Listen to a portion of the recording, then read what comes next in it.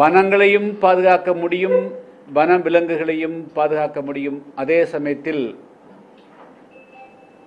வனங்களில் தொன்றுட்டு வாழக்கூடிய மக்களுடைய வாழ்வாதாரத்தையும் பாதுகாக்க முடியும் என்பதுதான் அந்த சட்டத்தினுடைய நோக்கம். இந்த வன உரிமை பாதுகாப்பு சட்டத்தை பொறுத்த மட்டிலும் அதில் 2 கூறுகள் உள்ளடக்கியது. ஒன்று, அந்த வனங்களில் வாழக்கூடிய பழங்குடி மக்கள், ட்ரைப்ஸ், ஷெட்யூல்டு ட்ரைப் என்று அழைக்கப்படக்கூடிய பழங்குடியின மக்கள். இரண்டாவது, வனப்பகுதிகளில் வாழக்கூடிய பழங்குடியின மக்கள் அல்லாத வனவாழ் மக்கள், அதர் ட்ரெடிஷனல் ஃபாரஸ்ட் டுவெலர்ஸ். ஒன்று ஷெட்யூல்டு ட்ரைப்ஸ் பழங்குடி மக்கள், இன்னொரு அதர் ட்ரெடிஷனல் ஃபாரஸ்ட் டுவெலர்ஸ். எனவே 2 பேருக்கும் வெவ்வேறு விதமான அளவுகள். ஒன்று பழங்குடி, வந்து ஷெட்யூல்டு காஸ்ட் அப்படின்னு சொன்னால், இப்போ வந்து ஷெட்யூல்டு காஸ்ட் என்ற பட்டியலினத்தில் இந்தந்த பிரிவெல்லாம் ஷெட்யூல்டு காஸ்ட் அழைப்பது போல பழங்குடி மக்களுக்கு என்று இந்தந்த மக்கள்லாம் பழங்குடி என்று உண்டு. அது அல்லாதவர்கள் 75 வருடங்களுக்கு 2005ஆம் ஆண்டு டிசம்பர் மாதம் 17ஆம் தேதிக்கு முன்பாக 75 வருடங்களில் வனங்களில் தொடர்ந்து வனத்தை சார்ந்து, வன நிலங்களை சார்ந்து, வனங்களில் உற்பத்தியாகக்கூடிய பயிர்களை சார்ந்து வாழக்கூடிய மக்கள் யாராக இருந்தாலும் இந்த சட்டம் அவர்களுக்கு பொருந்தும். அந்த சட்டத்தின்படி அவர்களை எந்த காரணத்தை கொண்டும் அந்த வனப்பகுதியிலிருந்து வெளியேற்ற முடியாது, கூடாது. அப்படி அவர் வெளியேற்றப்பட்டால் சட்ட விதிகளின்படி யார் அதற்காக உத்தரவு பிறப்பிக்கிறார்களோ அவர்கள் மீது கடும் நடவடிக்கை எடுப்பதற்கும் அதில் சட்டத்தில் இடம் உண்டு. வாழக்கூடியவர்கள் ஷெட்யூல்டு காஸ்டாக இருந்தால் SC/ST அட்ராசிட்டிஸ் 1989ஆம் ஆண்டு வன்கொடுமை தடுப்பு சட்டத்தின்படியும் நடவடிக்கை எடுப்பதற்கு வழிவகைகள் உண்டு.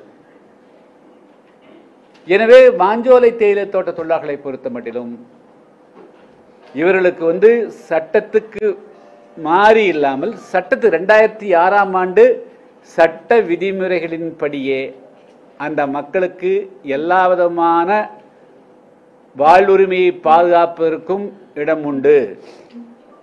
ஆனால் இதை விட்டுவிட்டு, இந்த சட்டத்தை விட்டுவிட்டு, இதை அப்படியே மூடி வைத்துவிட்டு, இதை வந்து அந்த சட்டத்தையே எடுத்துக்கொள்ளாமல் பரோபகார சிந்தனையில் ஏதோ வந்து இவர்கள் வேலை இழந்து விட்டார்கள், அவர்களுக்கு வீடு கிடையாது,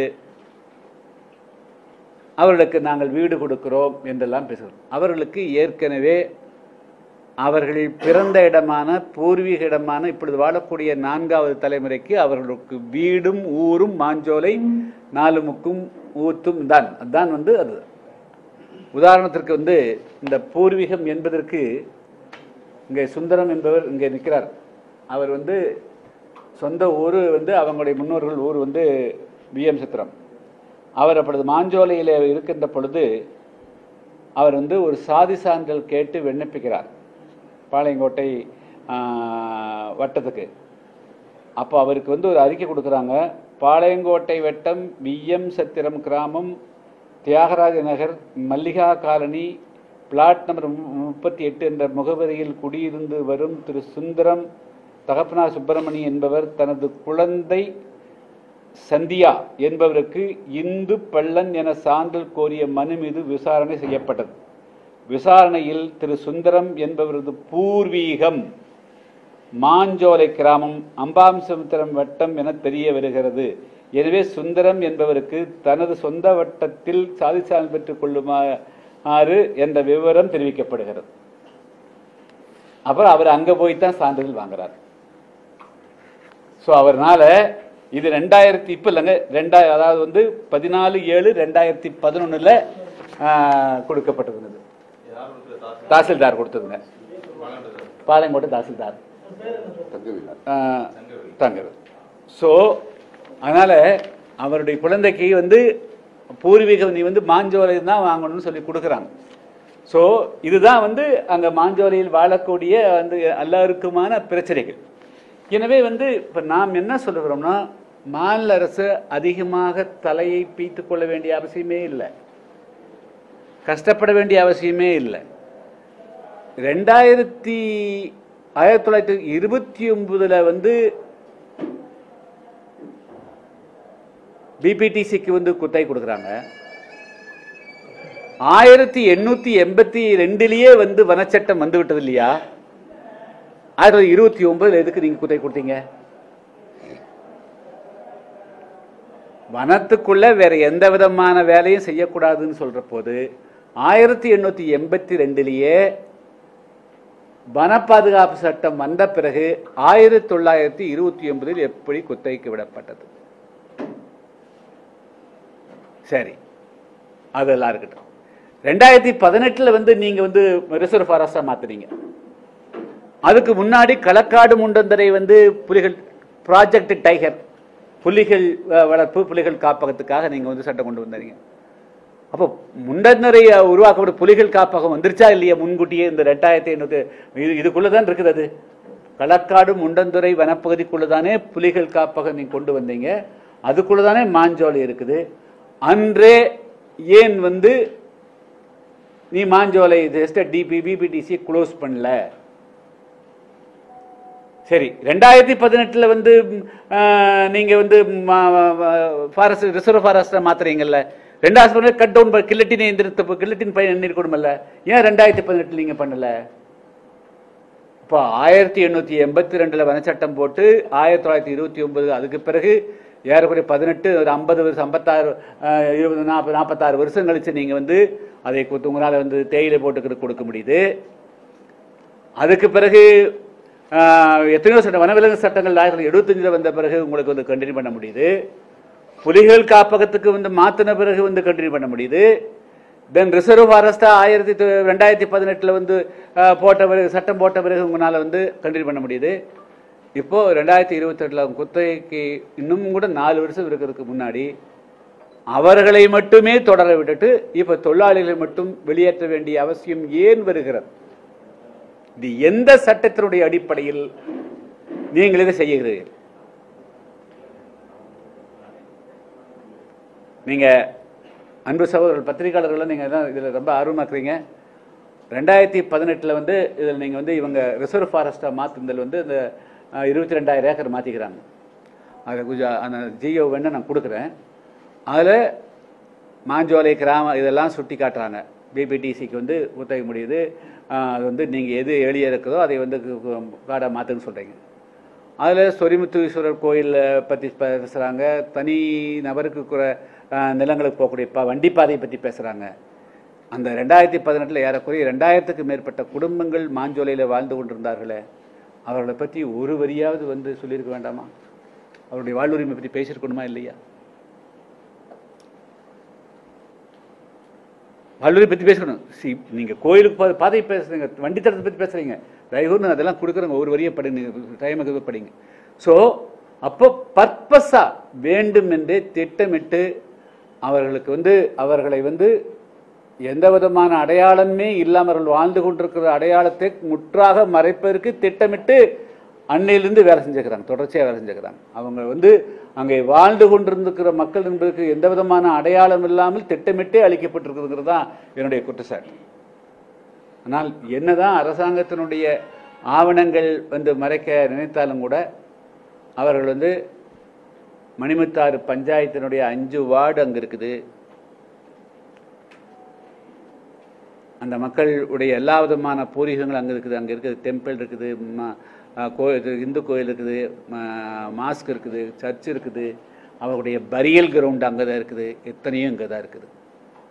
அதனால் இப்போ இந்த நேரத்தில் சில பேர் சில அதில் ரூலிங் பார்ட்டி அல்லது வந்து அவங்கள வந்து தவறுதலாக வேறு வேறு வழி காட்டுறாங்க.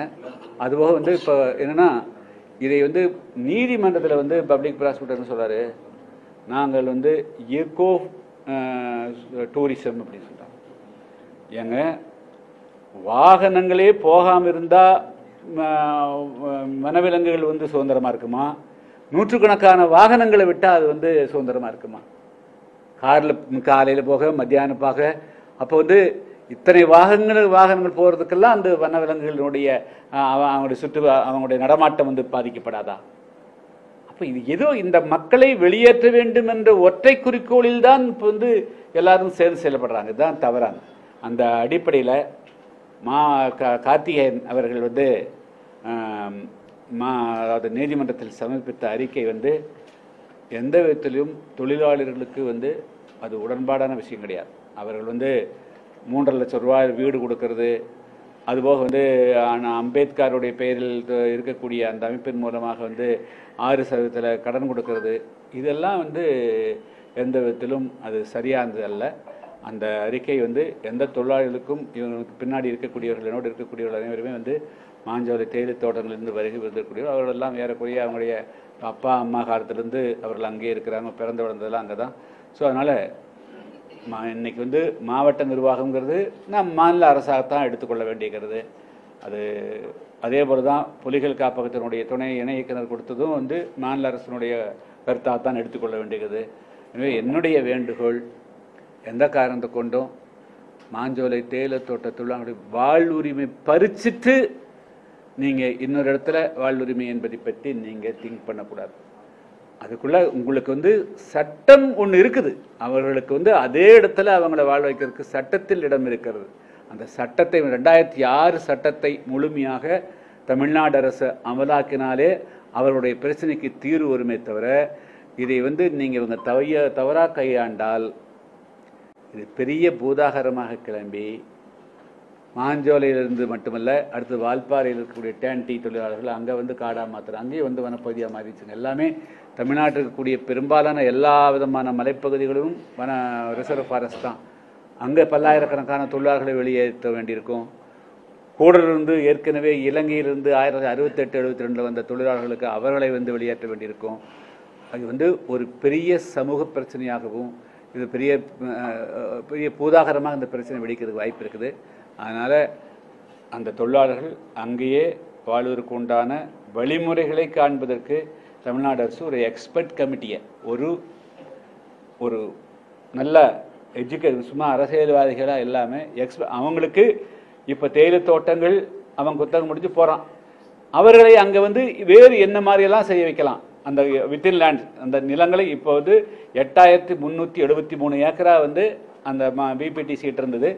அதில் ஏற்கனவே அவங்க 4000 ஏக்கரில் ஃபாரஸ்டாக தான் வச்சுருக்கிறாங்க. 4000 ஏக்கரில் மட்டும்தான் வந்து அவங்க தேயிலை போட்டாங்க. அந்த 4000 ஏக்கரில் இப்போ இருக்கக்கூடிய தொழிலாளருக்கு 4000 ஏக்கரும் கொடுக்க வேண்டிய அவசியம் கிடையாது. ஒரு 2000 ஏக்கராக மட்டும் எடுத்துகிட்டு குறைஞ்ச அளவுக்கு எடுத்துகிட்டு அவங்களுக்கு வந்து ஒரு கம்யூனிட்டியாக ஒரு கூட்டாக எப்படி விவசாய பண்ணைகள் நடக்குதோ அதே போல் வந்து இந்த தேயிலை தோட்டங்களையும் ஒரு சிறு 100 குடும்பங்கள் 200 குடும்பங்கள் என்று சேர்ந்து மாஞ்சோலை இருக்கக்கூடியவர்களுக்கு மாஞ்சோலை பயிர்க்கூடிய எஸ்டேட்டுகள், 4 முக்கில் கூடியவங்களுக்கு 4 முக்கு, ஊதரக்கூடியவங்க மாதிரி கொடுத்து அவர்களை வந்து எப்படி அவருடைய வாழ்வாதார உரிமையை பாதுகாக்க முடியும், அவர்களுக்கு வேறு என்னெல்லாம் டெக்னிக்கல் சப்போர்ட் பண்ணலாம், எக்கனாமிக்கல் சப்போர்ட் பண்ணலாம். இங்கே கொடுக்கக்கூடிய லோனெல்லாம் அங்கே மாஞ்சோலையில் கொடுத்தா இன்னும் நல்லாயிருக்கும். அங்கேயே அவங்க வந்து அந்த பயிரிடருக்கு எந்த காடையும் அழிக்காமல் செய்யறதுக்கு உண்டான வழியும் இருக்கும். அதனால் மாநில அரசு இதை வந்து அரசியலாக பார்க்காமல் குறுகிய நோக்கத்தோடு பார்க்காம ஒரு மிகப்பெரிய ஒரு தொலைநோக்கு பார்வையோடு, அதாவது அவர்களை கொண்டு வந்து மீண்டும் வாழ்விளக்கு செஞ்சு அவங்க எந்த வேலையும் செய்யலை, அவங்க நிற்கதியாக நடுரோட்டில் கொண்டு நிற்கிறது இந்த அரசுக்கு அழகாக இருக்காது.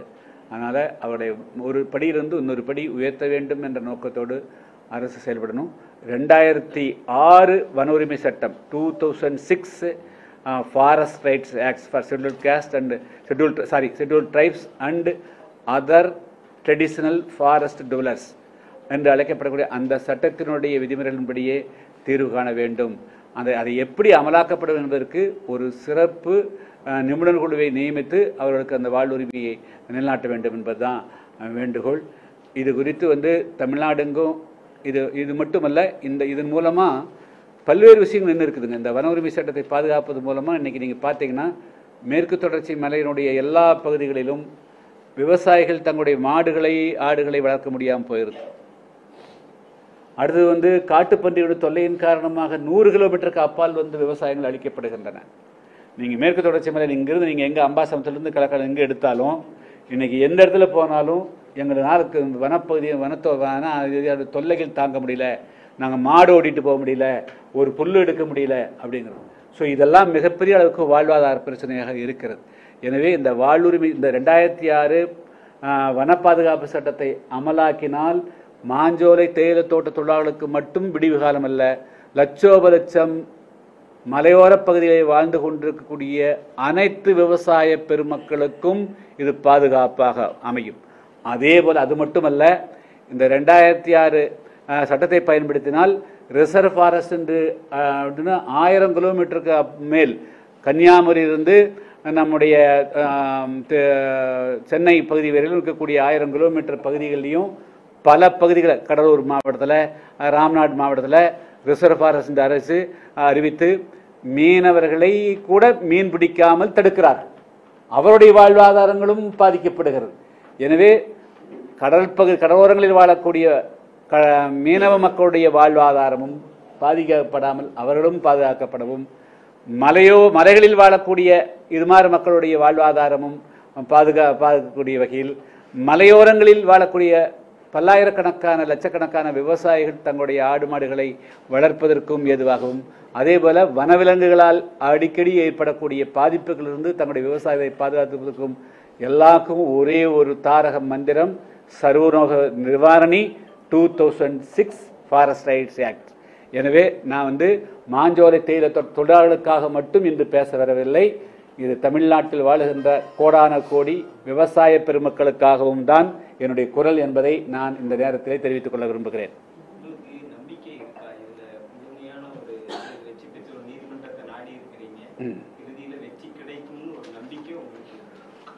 அதாவது ஒரே ஒரு வழியின் மூலமாகத்தான் தீர்வு காண முடியும் என்று யாரும் நம்ப முடியாது. நீதிமன்றத்தினுடைய கதவுகளையும் தட்டி இருக்கிறோம். அவர்களுக்கு 2006 சட்டத்தை தமிழ்நாட்டை பொறுத்த மட்டிலும் இங்கு பழங்குடி மக்களுடைய எண்ணிக்கை மிக குறைவாக இருக்கின்ற காரணத்தினாலும், இதுதான் முதல் முறையாக இந்த பிரச்சனை நீதிமன்றம் செல்கின்ற காரணத்தினாலும் நீதிமன்றங்கள் இதை எப்படி பார்க்கின்ற சொல்ல முடியாது. அண்மையில் 2-4 வருடங்களுக்கு முன்பு இங்கே காணியர் என்று அழைக்கப்படக்கூடிய ஒரு சமுதாய மக்களுக்கு அவங்களுக்கு இதே அதர் ட்ரெடிஷ்னல் ஃபாரஸ்ட் டெவலப்மெண்ட் என்ற ஆக்டின்படி 75 வருடங்களுக்கு மேல் வாழ்ந்திருக்கிறவர்களுக்கு ஒரு 250 குடும்பங்களுக்கு அங்கே நிலம் கொடுக்கப்பட்டு அவர்கள் பாதுகாக்கப்பட்டிருக்காங்க. அதனால் நான் பேசுறது இது இந்தியா முழுமைக்கான சட்டம். இது தமிழ்நாட்டில் இதுவரையிலும் இந்த சட்டத்தை பற்றி ஒரு போதிய விழிப்புணர்வு இல்லை. அது நீதிமன்றங்களிலும் கூட இது அதிகமாக விவாதிக்கப்படவில்லை. என்னை பொறுத்த மட்டிலும் நான் இன்னும் நம்பிக்கையோடு இருக்கிறேன். நீதிமன்றமும் இது குறித்து ஒரு விழிப்புணர்வு பெற்று அந்த 2006 படி அவர்களுக்கு ஒரு வாழ்வுரிமை நிலைநாட்டுவார் என்று நம்புகிறேன். இல்லைன்னா தொடர்ந்து இது இங்கே இல்லைன்னா நாங்கள் வெகு தூரம் சென்றாவது நீதியை நிலைநாட்டுவோம். மக்களுடைய போராட்டங்கள் இருக்கிறது, சட்டமன்றங்கள் நாடாளுமன்றங்கள் இருக்குது. எனவே எங்கெல்லாம் ஜனநாயகத்தில் பார்லிமெண்ட்டு, சட்டமன்றங்கள், கிராஸ் ரூட்டமாக மற்றபடி மக்களுடைய அமைப்புகள் மூலமாக எல்லா விதமான வழிகளையும் கையாண்டு இதை நிலைநாட்டுவோம். எப்படிங்க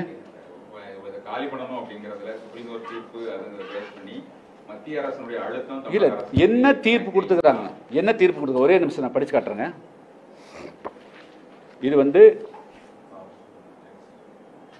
இது original book 2006 forest reserves act. அது the scheduled tribes and other traditional forest dwellers recognition of forest rights act 2006, Act number 2 of 2007 with effect from 31/12/2007. 2007 இருந்து இது எஃபெக்ட் வருதுங்க. அதில் அந்த ப்ரீஆம்பிள் ஆஃப் அந்த சொல்லியிருக்கிறது என்ன விஷயம்னா,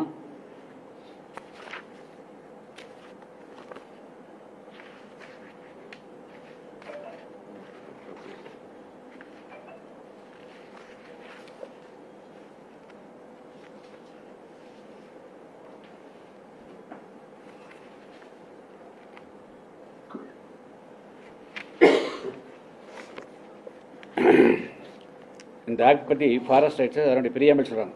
An act to recognize and vest the forest rights and occupation in forest land in forest dwelling scheduled tribes and other traditional forest dwellers who have been residing in such forests of generations but whose rights could not be recorded, to provide for a framework for recording the forest rights so vested and the nature of evidence required for such recognition vesting in respect of forest land. அதாவது தொன்று forest நிலங்களில் வாழ்ந்து வரக்கூடிய மக்களுடைய உரிமைகள் பாதுகாக்கப்படாதனாலும் அவர்கள் அது பதிவு செய்யப்படாதனாலும், எனவே அதையெல்லாம் பதிவு செய்து அவருடைய உரிமையை பாதுகாப்பதற்காக கொண்டு வரப்பட்ட சட்டம் அப்படின்னு சொல்லிட்டு அது வந்து என்னன்னா முக்கியமான ஒரு பாயிண்ட் சொல்றாங்க. During the colonial period as well as independent India resulting in historical injustice, வரலாற்று ரீதியாக இந்த மக்களுக்கு வந்து அநீதி அளிக்கப்பட்டிருக்கிறது. To the forest dwelling scheduled tribes and other traditional forest dwellers who are integral to individual survival and sustainability of the forest economy. அதாவது அங்கே வாழ்ந்து கொண்டிருக்கூடிய பழங்குடி மக்கள் அல்லது இதர வனவாசிகள் ஆளால் அந்த வனங்களே பாதுகாக்கப்பட்டு கொண்டிருக்கிற இந்த உண்மையை கூட மறைக்கப்பட்டிருக்கிறது. வரலாற்று ரீதியாக அவர்களுக்கு அநீதி அளிக்கப்பட்டிருக்குன்னு சொல்லுங்க. அதில் முக்கியமான பாயிண்ட் என்ன சொல்ல வர்றாங்கன்னா, forest dwelling tribal people and forest are inseparable. வனங்களுடைய பாதுகாப்பையும் வனமக்களுடைய வாழ்வுரிமையும் ரெண்டையும் பிரிக்கவே முடியாது. One cannot survive without the other. வனங்களை தனியாக பாதுகாக்க முடியாது, வன விலங்குகளையும் தனியாக பாதுகாக்க முடியாது. இந்த மக்களும் இந்த அங்கே வாழக்கூடிய மக்களும் இணைந்துதான் அது ஒன்றை ஒன்று பாதுகாத்துக் கொள்ள முடியுங்கிறது தான் அதனுடைய இதுங்க.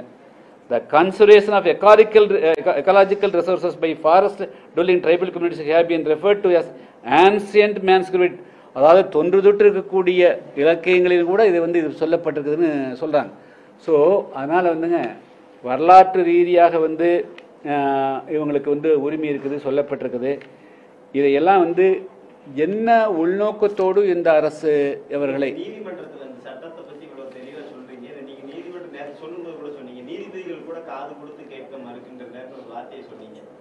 அவங்க சொல்லும் போது அந்த அது என்ன பயன் இருக்குது, நீதிமன்றத்தை நாட்டினதுனால என்ன பயன் இருக்குது உங்களுக்கு? இவ்வளவு சட்டத்தையும் போட்டுட்டு நீதிமன்றம் அதை காது கொடுத்து கேட்கலங்கும் போது அதனால இல்லை. அதாவது இப்போ நான் இன்னைக்கு சொன்னதுக்கு பாயிண்ட் வந்து தமிழ், அதாவது 40% 50% மக்கள் வாழக்கூடிய பகுதியில் இந்தியாவில் இருக்குதுங்க ட்ரைபல் பீப்புள். இப்போ நார்த் ஈஸ்ட் எடுத்துட்டிங்கன்னா சத்தீஸ்கர் எடுத்தா, ஜார்க்கண்ட் எடுத்தா, பல பகுதியில் அங்கே வந்து தமிழ் இந்தியாவில் 2 மாநிலங்களில் சீஃப் மினிஸ்டர் இருக்கிறாங்க ட்ரைபல் பீப்புள். அந்த அளவுக்கு அங்கே பாப்புலேஷன் இருக்குது. அங்கே சட்டமெல்லாம் எந்த சட்டம் அந்த மக்களை துப்பாக்கியாலோ எதை கொண்டும் அவர்களை வந்து வெளியேற்ற முடியாது. ஏன்னா அவர்கள் ஆயுதபாணிகளாக இருக்கிறார்கள். அங்கே வந்து இவங்களை வெளியேற்ற முடியல. இவர்கள் வனச்சட்டம் போட்டு வனவிலங்கு சட்டம் போட்டு வெளியேற்ற முடியல. அதுக்கு பிறகுதான் அந்த ரைட்ஸை வந்து சட்ட ரீதியாக கொடுக்குறாங்க.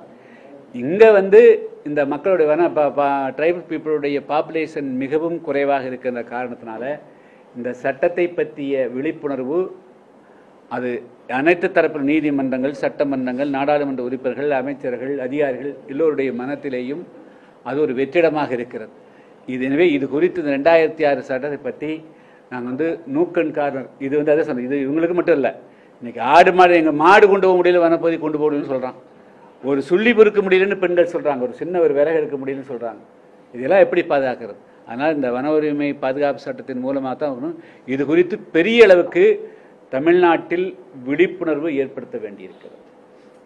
சார், அதுக்கான என்ன நடவடிக்கை எடுப்பீங்க? நீதிமன்றத்தை மேல சுப்ரீம் கோர்ட் வரைக்கும் போறதுக்கு வாய்ப்பு இருக்கா? எப்படி அது இதுக்கான வாய்ப்பு இல்லை? அதாவது இப்போ வந்து நாங்கள் ஒரு 2-3 கட்டமாக வந்து இந்த இதை கொண்டு போறதுக்கு பார்க்குறோங்க. ஒன்று வந்து இப்போ நீதிமன்றத்தை ஒருவேளை முடிச்சிடறேன். ஒருவேளை அவங்களை கீழே இறக்குறதுக்கான முயற்சியில் அரசாங்கம் வேகமாக ஈடுபடக்கூடாது, நீதிமன்றமே நமக்கு பயனளிக்கலை அப்படிங்கிற மாதிரி ஒரு சூழல் ஏற்பட்டால் நம்ம நடவடிக்கை எவ்வாறு? இல்லை, அதில் வந்து நான் வந்து I don't want to put the cart before the bullocks போட வேண்டும்ல. இதில் வந்து முதல்ல வந்து இந்த இவங்க கொடுத்துக்கிற எந்த விதமான இதுவும் வந்து இவங்களுக்கு பொருத்தமில்லை. அதாவது வந்து மாவட்ட ஆட்சியர் அவர்களால் நீதிமன்றத்தில் சமர்ப்பிக்கப்பட்டிருக்கிற எந்த விதமான பதிலும் மாற்றும் வந்து தொழிலாளர்களுக்கு உடன்பாடு இல்லை. எங்க அதான் சொல்றீங்க? என்ன சொல்றீங்க? நீங்க வந்து கலெக்டர் கொடுத்தா வீடு கொடுத்தா போலாங்கிறீங்களா? மாஞ்சோலையிலேயே நீங்க வந்து குடியிருக்கணும்னு நினைக்கிறீங்களா? ஐயா, இதுக்கு முந்தி ஒரு 100 முதல்ல ஏடிஎம்கே பேர்ல ஒரு 120 வீடு அலாட் ஆயிடுச்சு. ஆனால் இது வரைக்கும் இடத்த காட்டுங்க. அதுக்கு முந்தி டிஎம்கே பேர்ல ஒரு 150-100 வீடு அலாட் ஆயிடுச்சு. அது இது வரைக்கும் இடத்த காட்டலை. இவங்களை நம்பி நாங்கள் எப்படியா கீழே இறங்க முடியும்? அரசாங்கம் அந்த நிலைமையில இருக்கு. இப்போ இவங்க வீடு தருவாங்கன்னு நாங்கள் எந்த நிச்சயம் இருக்கு எங்களுக்கு? இல்லை, நீங்க மாஞ்சோலையில் ஏன் இவ்வளவு அவசரம் அரசுக்கு? அன்னைக்கு நீங்க சொல்லுங்க கூட ஒரு தனிநபர் அதை வந்து அபகரிக்க முயற்சி செய்கிறாரு. அவர் பேரை நான் நாளைக்கு வெளியிடுவேன். இல்லை, நாளைக்கு அதாவது இல்லை அதாவது அந்த தனிநபர் யாரு? இது இப்போ நம்ம எல்லாரும் நீங்களும் சேர்ந்து கண்டுபிடிக்கணும், நானும் சேர்ந்து. நீங்க தான் சொன்னது ஸ்டேஜ்ல நீங்க சொன்னீங்க அந்த தனிநபர் ஒரு குடும்பத்தின் கையில் அந்த மாஞ்சோலை செல்ல இருக்கிறது. அந்த குடும்பத்தை நான் நாளைக்கு அறிவிப்பேன். கிட்டத்தட்ட எத்தனை நாள் ஆயிடுச்சு? நாளை அதை அறிவிச்ச வேண்டியதுனே. அப்படி சொன்னாலும் கொஞ்சம் பயந்து அரசாங்க தரப்புல வெளியே அவங்களோட வாழ்வாதாரம் தொடர்பான வாய்ப்பு இருக்குல்ல? இல்லை, அதாவது அவசரமாக ஆயிரக்கணக்கான தொழிலாளர்களை வந்து அங்கிருந்து அனுப்பிச்சிட்டு உடனேயா நாங்கள் எக்கோ டூரிஸ்ட்டை கொண்டு வரணும்னு சொல்றது என்ன எக்கோ டூரிசம்? யார் அப்போ அந்த அந்த சுற்றுலாவை வந்து நாங்கள் அந்த பங்களா நீதிமன்றத்தில் என்ன டிஸ்கஷன் பாருங்க. இவங்க பிபிடிஸ்காரன் வெளியேறிட்டான்னு உன்னுடைய பங்களாவை அது சுற்றுலாவை பயன்படுத்த போகிறோம். அப்போது நீங்கள் வந்து உங்களுடைய மனசுக்குள்ள வேறொரு நோக்கத்தை வைத்து கொண்டுதான் இந்த மாஞ்சோலை தொழிலாளர்களை வெளியேற்ற வேண்டும் என்று திட்டமிடுகிறீர்கள். ஆச்சுங்களா? இது யாரு செய்ய முடியும்? அதிகார மையத்தில் இருக்கக்கூடியதான் செய்ய முடியும், அதிகார பலமக்கூடியதான் செய்ய முடியும், வேற யாரும் செய்ய முடியும்? அப்படி என்றுதான் நாங்கள் இதை பார்க்கிறோம். அப்படி இல்லைன்னா நீங்க அவங்களுக்கு வாழ்வுரிமை கொடுங்க. ரெண்டுல ஏதோ ஒன்று. இந்த அதாவது வந்து நீங்க வந்து இது இவர்களை அவசரமாக வெளியேற்றி விட்டு நீங்கள் சுற்றுலா என்ற பெயரில் மாஞ்சோலையை கைப்பற்றுவதற்காகத்தான் இது திட்டம் என்று நான் குற்றச்சாட்டுகிறேன். அது யாருங்கிறது எல்லாம் நான் சொல்ல வேண்டிய அவசியமே இல்லை. அது யாரும் வேணா, அது யாரு, அதான் அரசியல் யாரும் பெற்றிருந்தா இருக்க முடியும். நீங்க அதாவது நான் இப்பவும் தைரியத்துக்கு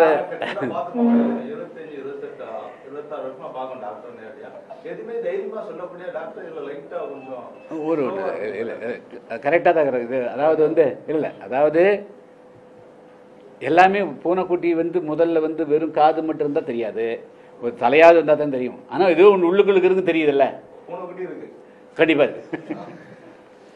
ஆச்சுங்களா? ஸோ இப்போ வந்து நான் வந்து அதை விட நான் முக்கியமாக எனக்கு வந்து இந்த தொழிலாளர்களுடைய வாழ்வுரிமை மீட்கிறது தான் என்னுடைய கவனமாக இருக்குது. நான் அதுலேருந்து என்னுடைய கவனம் திசை மாறக்கூடாதுன்னு பார்க்குறேன். அவருடைய வாழ்வுரிமை மீட்டு கொடுக்குங்கிறதுக்காக தான் பார்க்குறேன். அதே போல் இந்த சட்டத்தை அமலாக்குவதன் மூலமாக தமிழ்நாட்டுக்கு கூடிய லட்சம் விவசாயிகளுக்கும் ஒரு விடிகாலம் வரணுங்கிறத நான் பார்க்குறேன். அதே போல் கூட இருக்கக்கூடிய இலங்கையிலிருந்து அங்கே அகதியாக வந்தவனும் இன்னும் மீண்டும் ஒரு அகதியாக்கப்படாதுங்கிற அந்த பருவம் தான் பார்க்குறேன். அதனால் இது யாருக்கு பலனளிக்கிறதுக்காக இங்கே கொண்டு வராங்கிறது ஒரு பக்கம் இருந்தாலும் கூட இது தொழிலாளருக்கு பலனளிக்கணும். நான் வந்து இவர்கள் அங்கேயே ரீட்டைன் பண்ணுங்கிறது தான் நினைக்கிறேன். இதுக்கு வந்து ஒரு 3 கட்டமாக நாங்கள் பல்வேறு விதமான அடுத்த கட்ட போராட்டங்களை முன்னெடுக்க நினைக்கிறோம். ஒன்று இப்போ நீதிமன்றத்தில் ஒன்று போயிட்டு இருக்குது. அடுத்தது வந்து பல்வேறு அமைப்புகள் விஎன்எஸ் போல நேற்று வந்து ஒரு 10 அமைப்பை சேர்ந்தவர்கள் நேற்று என்னை வந்து மாலையில் பார்த்தாங்க. விரைவில் மதுரையில் இருக்கக்கூடிய அமைப்புகளையும் சந்திக்கிறோம். சென்னையிலும் பல அமைப்புகள் சந்திக்க இருக்கிறார்கள். ஒட்டுமொத்தமாக எல்லாத்தையும் சேர்த்துட்டு அதுக்கு பிறகு எல்லாத்தையும் இணைந்து ஒரு ஜனநாயக ரீதியாக இந்த 2006 சட்டத்தை முழுமையாக அமலாக்கி எங்கள் மாஞ்சோலை தேயிலை தோட்ட தொழிலாளர்களுக்கு அவருடைய வாழ்வுரிமையை அங்கேயே மீட்டுக் கொடுங்கள் என்பது குறித்து தமிழ்நாடு அரசுக்கு ஒரு அழுத்தம் கொடுக்கிறது, இந்திய அரசுக்கு அழுத்தம் கொடுக்கிறது நடப்போம். அதுக்கு பிறகு ஜனரஞ்சமான அளவுக்கு அனைத்து பொதுமக்களையும் ஒன்றிணைத்து பெரிய அளவுக்கு ஒரு போராட்டங்களை பற்றியும் சிந்தித்து கொண்டிருக்கிறோம். எனவே ஒவ்வொரு கட்டமாக அது கண்டிப்பாக நடக்கும். மாவட்ட ஆட்சியில் அந்த விவசாயிகள் குறித்து மாஞ்சோலை தேயிலை தோட்ட தொழிலாளர்கள் வந்து வலுக்கட்டாயமா யாரிடம்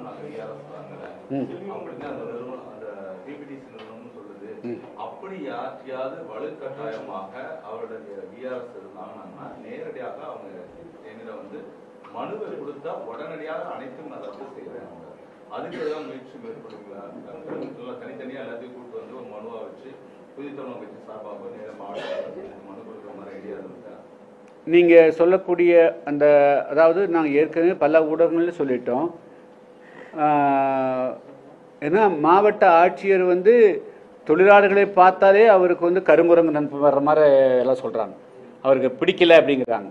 இப்போ நீங்கள் சொல்கிறது, நீங்கள் ஒரு ஊடக நீங்கள் ஒரு மூத்த பத்திரிகையாளர் உங்களுடைய கருத்தையும் ஏற்றுக்கொண்டு நாங்கள் அந்த மாதிரி ஒரு ட்ரையலும் நாங்கள் பார்க்குறோம். பட் ஆனால் இப்பொழுது வந்து அது மாவட்ட ஆட்சியரோ மாநில அரசோ யாரும் அந்த தொழிலாளர்களை கட்டாயப்படுத்தி வெளியேற்ற முடியாது, கூடாது. அப்படி வெளியேற்றினால் அவர்கள் சட்ட விதிமை SC/ST அட்ராசிட்டிஸ் ஆக்ட் படி அவர் நடவடிக்கைக்கு உட்படுவார்கள். உட்பட கட்டாயம்னு சொல்லியாச்சுன்னா கட்டாயம் வெளியேறித்தான் அவர் சொன்னாலே அவர் அந்த சட்டத்துக்குள்ளே வந்துடுவார். அதனால் நாங்கள் இத்தனை சொன்ன பிறகு நாங்கள் வந்து பொதுவாக இருக்கிறோம், கட்டாயப்படுத்தான் வாங்கிக்கிறாங்கிறோம். அவர் மாவட்ட ஆட்சியர், நீங்கள் இப்படி சொல்லிக்கிறீங்க நண்பர், ஏன் ஒரு மாவட்ட ஆட்சியரே போய் வந்து அவர் ஏன் ஒரு போகக்கூடாது, மாஞ்சோல போகக்கூடாதா? எக்கோ சுற்றுலா அப்போ இல்லை, அவர் இதுவரையிலும் மாவட்ட ஆட்சியர் வந்து